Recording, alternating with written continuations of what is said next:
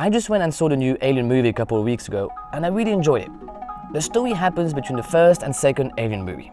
It's about a bunch of friends that tries to escape their mining colony by robbing an abandoned ship where they discover a dark truth behind it. After meeting with the face huggers, they learn about where they are and what the mission is, thanks to the half-broken android that was left there. Thanks to Ash. Wait, this is an Ash from the first movie Alien. So, who's this? Rook? Hold on. Isn't the actor Ian Holmes supposed to be dead? Alright, so that's the thing. Even though I really enjoyed the movie, a question stayed on my mind these few weeks. The one about using dead actors in movies, but also the use of deepfakes in cinema. Do we really need to do this? Is this something that can improve our immersion or something that could be bad for cinema? First of all, using a dead actor and bringing him back to life is not actually bringing him back to life. It feels desperate and there's no life behind all of this.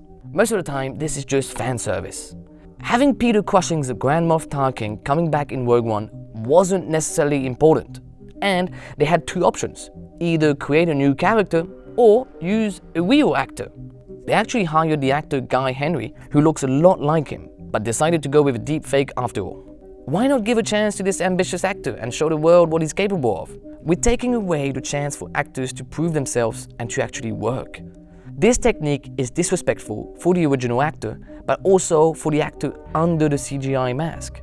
Could you imagine if we made Alec Guinness, who played Ben Kenobi in the first Star Wars, look younger with CGI instead of hiring Ewan McGregor? Or if we made The Godfather 2 with a computer-generated Marlon Brando instead of having a young Robert De Niro? It was never something that came through people's minds back then, even when we had the technology for it. I remember the first time I saw this technique was in front of Tron Legacy.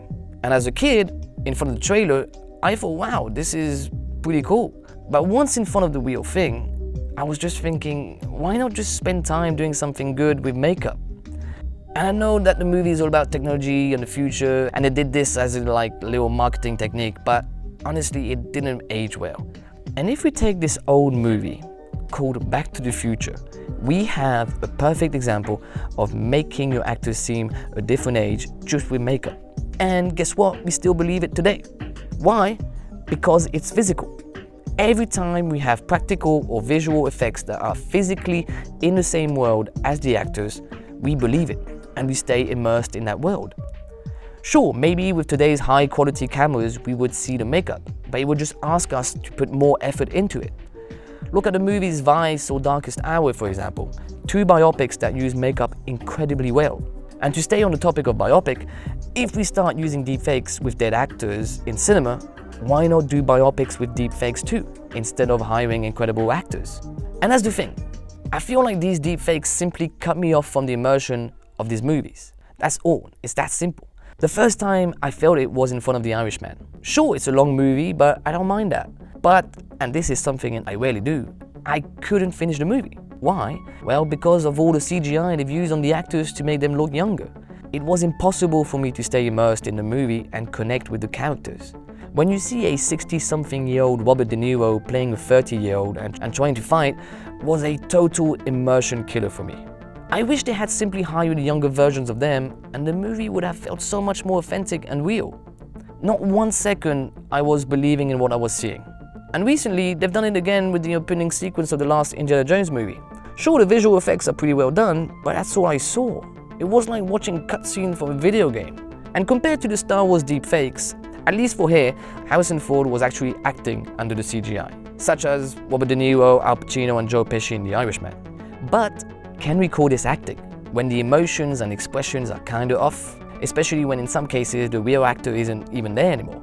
Deep down, we know that we're just looking at a fake interaction between the characters, but also between the deepfake character and the audience.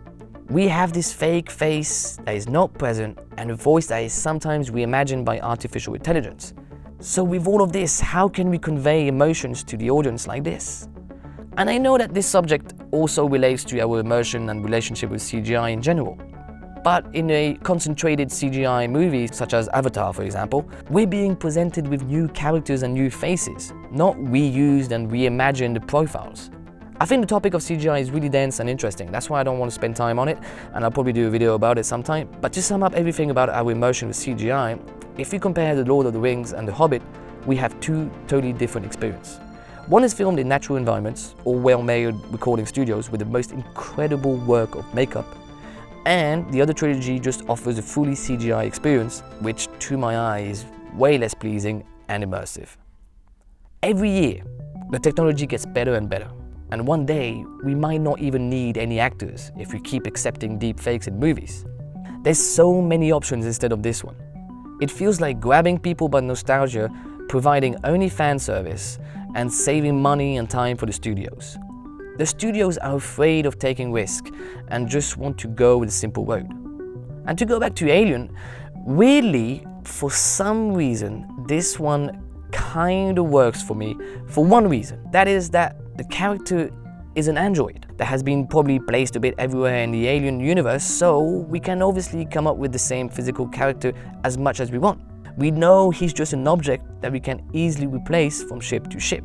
So for this example, it didn't bother me so much. What bothered me is, as I said before, why not just go with something new? People crave for originality. People crave for new things. So why not give the audience what they want and not give them what they already had? I think that we don't need deepfakes in cinema and that we need to focus on the physical aspect of cinema. If we keep paying for these movies and accept this, what is stopping studios into making a fully AI movie? Only we can decide what we want in theaters, and for that, studios need to hear what we want. And as I said before, with this technique, we lose the true art of acting. It's completely soulless and cuts us from connecting ourselves to the character. But another question we should ask ourselves is, if the actor was still alive, is this something he would have wanted? Before dying, Robin Williams was supposed to work on a World of Warcraft movie. He was part of a very long ongoing process of undecided studios, but he still wanted to join in as he was a massive fan of the universe. And before he died, he put in his will that under no circumstances he would like to have his person represented on screen after his death throughout any type of reconstruction. He knew how fast technology was evolving, and he knew that deepfakes would be more and more present, and that in a fully CGI movie such as Warcraft, it would have been so easy to include him in the movie. Even though the technology is amazing, we're better off leaving the dead alone and to go with people we already have. We don't have to keep doing this and cut our immersion. The more we accept this, the more we're gonna get it. And so, the worst is yet to come. Thank you for watching, and I'll see you in the next video. Bye.